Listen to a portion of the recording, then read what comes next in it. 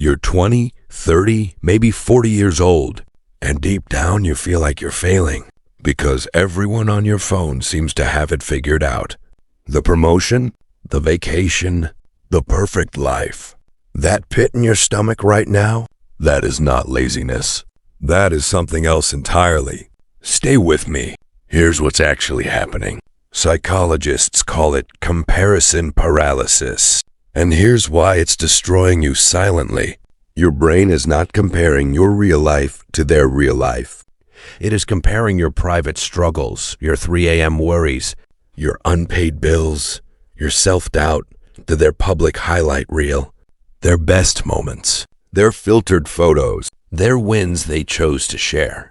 That's not a fair fight, and your brain is losing it every single day. This is exactly why you can't start that project, why you keep delaying. You aren't lazy. Your brain is just working with the wrong data. So here is how you break out of it. 2 steps only. Step 1, take a 24-hour social media fast. No scrolling, no checking, nothing. You need to starve your brain of the comparison drug and reset its baseline.